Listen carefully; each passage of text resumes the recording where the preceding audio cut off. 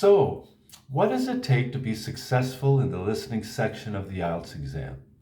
In this section, you have 30 minutes to answer 40 questions. And if you want to know what it takes to get a band score of 7, for example, it's this: 30 out of 40. You'll have to know what you're listening for and stay focused. You'll have to multitask, read, listen, and answer all at the same time. So time management will be crucial. You'll also have to know how to keep moving forward and prepare for the next question, even if you miss the answer to one along the way. So here's my top 3 tips to help you do all of this and get a higher score on the listening section. First, pay attention to instructions. I don't know if you're like me, but often I'll be trying to prepare a nice meal for myself. I'll take the food out of the package and throw the wrapper away. Then, as I start cooking, I discover something. I didn't read the directions, and now I have to go digging in the bin to get the instructions. This is not something you want to have happen with the IELTS exam.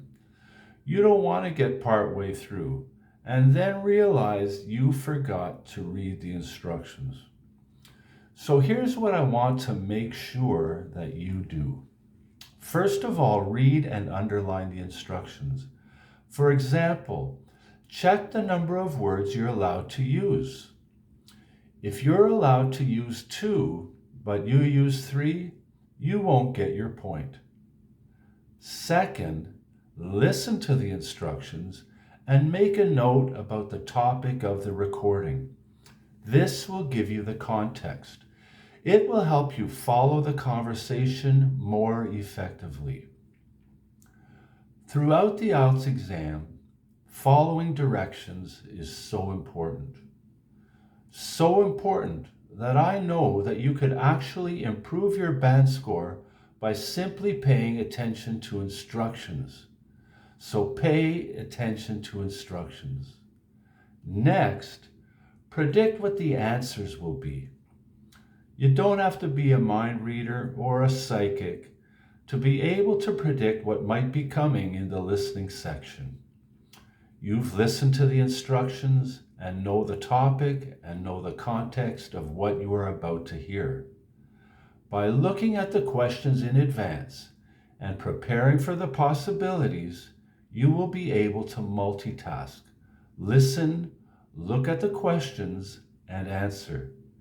You are given time to look at the answers before the recording starts. So what do you do during this time? Your goal is to actually limit the possibilities and narrow your focus with each question. So here's what to do. First, make a note beside the question. Is it a number, a name, a time, or place? You can even mark if it will be singular or plural, a noun, an adjective, or verb. Then you can underline keywords in the questions that will help. Descriptive words, words that make it more specific. Words like the first, or the biggest, or the least. Watch out for prepositions too. In, on, or at. They could be the difference in whether you're listening for a time, a date, or a place. So let me give you a couple of tips that will help you find more time to do this. You are given time to look at the questions for each set, but don't wait for permission to do it. As soon as you enter the final answer in a section, start looking at the next set of questions. You will be given time for those, but why not get a head start? You will also be given time to check your answers. So what do you do here? Don't bother checking. Start looking at the next set of questions and gain more time to prepare and predict. And here's why. You only hear the recording once. There is no way you can review or confirm if your answers are correct. The best you could do is check your spelling. And there will be a better time to do that later than now. After you complete the 30-minute test, you are given 10 minutes to transfer your answers from the booklet to the answer sheet.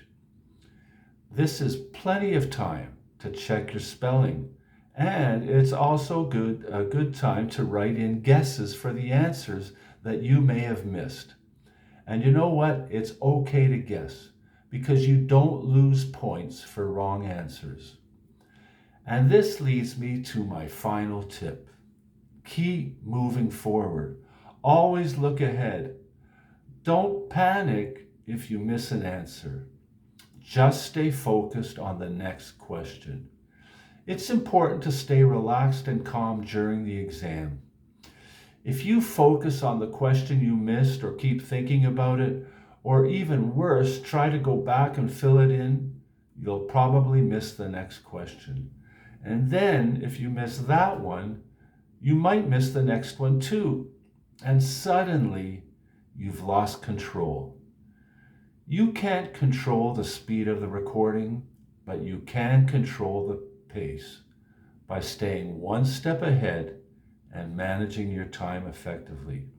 Remember, you need as many points as possible, and you don't lose points for missed answers. Keep moving forward and get every question you can. Well, those are my 3 best tips for the IELTS listening section. I know if you add these 3 techniques to your preparation and your practice, you will get a higher score. And I'll have more tips in the future for the other section of the IELTS exam. You know, I can't promise you an 8 or a 9 band score, but I can promise you that with my tips, you'll get a higher score than you would without them. Well, if you need support, encouragement, or have any questions, don't hesitate to contact me by email. Why not follow me on Facebook? Or check out my blog page for more IELTS insights. All the links are in the comments below. All the best in your journey.